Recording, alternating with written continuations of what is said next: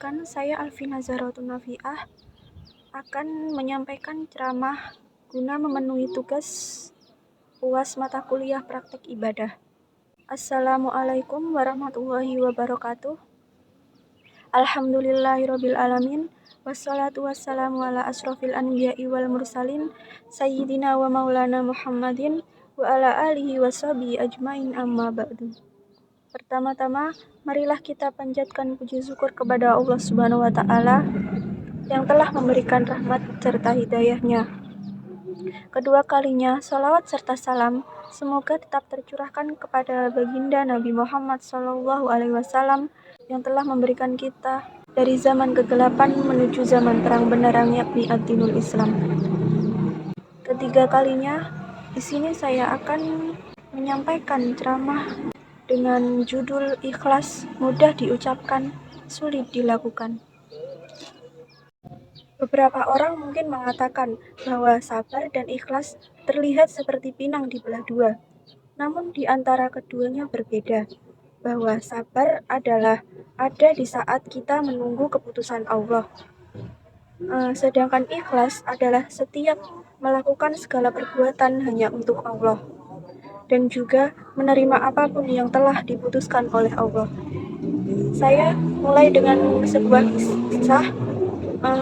Dikisahkan satu waktu Nabi Muhammad sedang berkumpul dengan para sahabat dalam satu majelis. Tiba-tiba ada seorang jamaah yang berdiri dan bertanya, "Rasulullah, aku ingin bertanya sesuatu." Rasulullah menjawab dengan ramah, "Silahkan. Apa yang ingin engkau tanyakan?"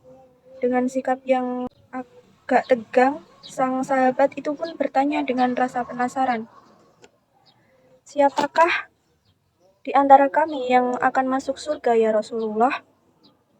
Beberapa sahabat kaget dengan pertanyaan itu karena dianggap mengandung unsur riya dan ujub, bangga terhadap diri sendiri, serta tidak pantas dipertanyakan. Ada juga sahabat yang marah terhadap pertanyaan itu. Salah satunya Umar bin Khattab, yang memang terkenal garang.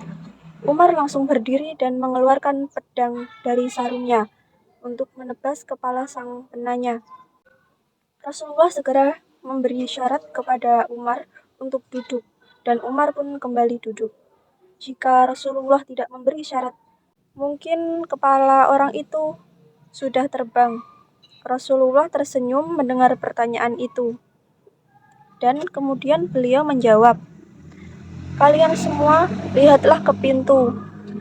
Sebentar lagi sang penghuni surga itu akan muncul." Setiap mata sahabat pun langsung menuju ke arah pintu. Degduk hatinya menunggu kedatangan orang itu. Tidak lama kemudian, datanglah seorang pemuda sederhana yang mengucap salam, lalu menggabungkan diri ke dalam majelis. Para sahabat bingung, apa kehebatan pemuda ini? Karena sosok pemuda ini hanya seperti pemuda yang biasa, yang pemalu dan tidak termasuk daftar golongan sahabat dekat Rasulullah. Rasulullah memberi alasan, setiap gerak-gerik dan langkah dari pemuda itu hanya ia ikhlaskan semata-mata mengharapkan keridhaan Allah. Itulah yang membuat Allah suka dan ridho kepadanya. Para sahabat kaget dan tersentak karena banyak yang merasa bahwa segala amal perbuatannya selama ini terkadang tidak semata-mata hanya karena Allah, namun diniatkan untuk hal lainnya. Itulah ikhlas. Allah Subhanahu wa Ta'ala berfirman dalam Quran surat Al-An'am ayat 162 yang berbunyi, A'udzubillahi minasyaitonirrajim. Bismillahirrahmanirrahim. Qul inna sholati wa nusuki wa mahyaya wa mamati lillahi rabbil alamin. La syarika lahu wa bidzalika umirtu wa ana awwalul muslimin. Artinya, sesungguhnya sholatku, ibadahku, hidupku, dan matiku hanyalah untuk Allah, Tuhan semesta alam. Ikhlas adalah intisari dari keimanan seseorang dan kualitas setinggi kemurnian hati, karena sesuatu yang dikerjakan adalah murni karena Allah dan hanya untuk Allah.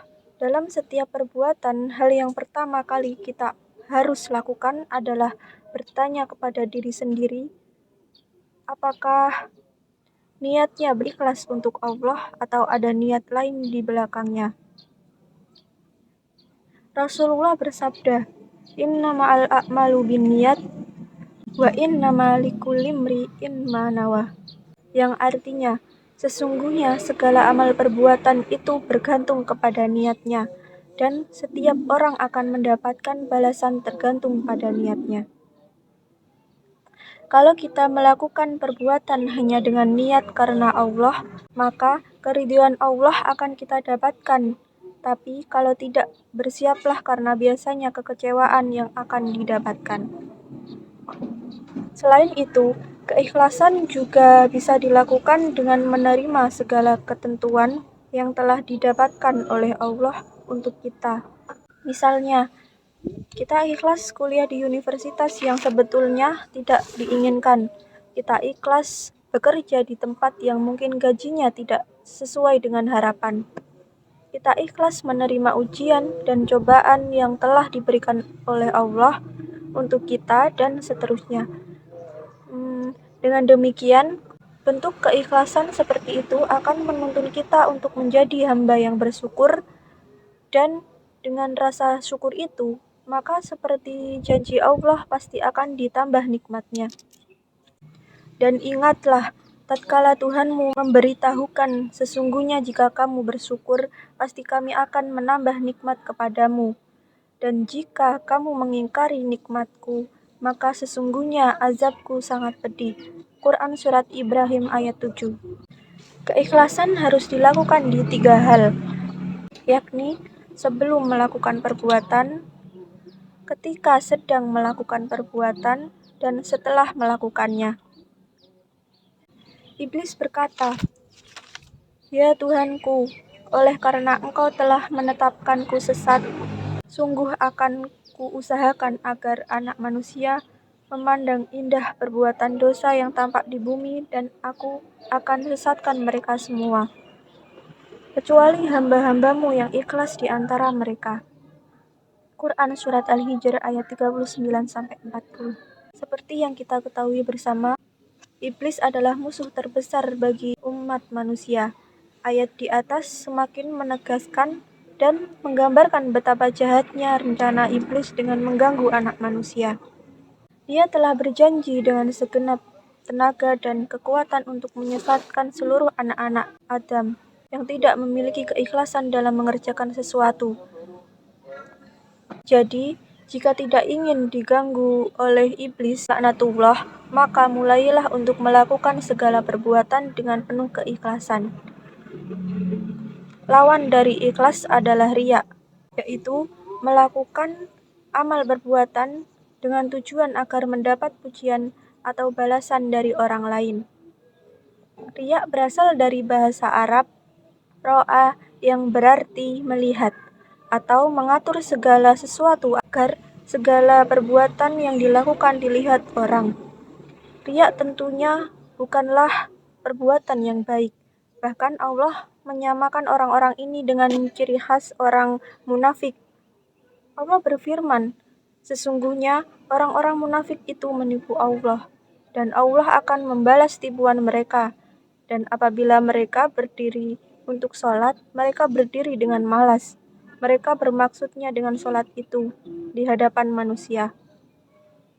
Dan tidaklah mereka menyebut Allah kecuali sedikit sekali."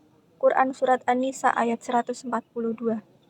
Perintah Allah Subhanahu wa Ta'ala agar manusia muslim selalu ikhlas dalam beribadah. Allah berfirman, "A'udzubillahi minasyaitonirrajim. Bismillahirrahmanirrahim.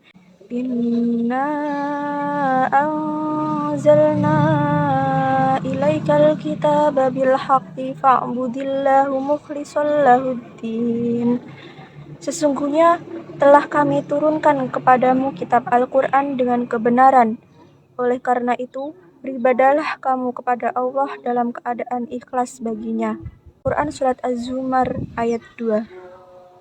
Dari ayat tadi, Allah menjelaskan bahwa cara beribadah yang paling benar itu hanya menyembah Allah semata, dengan penuh keikhlasan, bersih dan murni dari pengaruh syirik dan riya.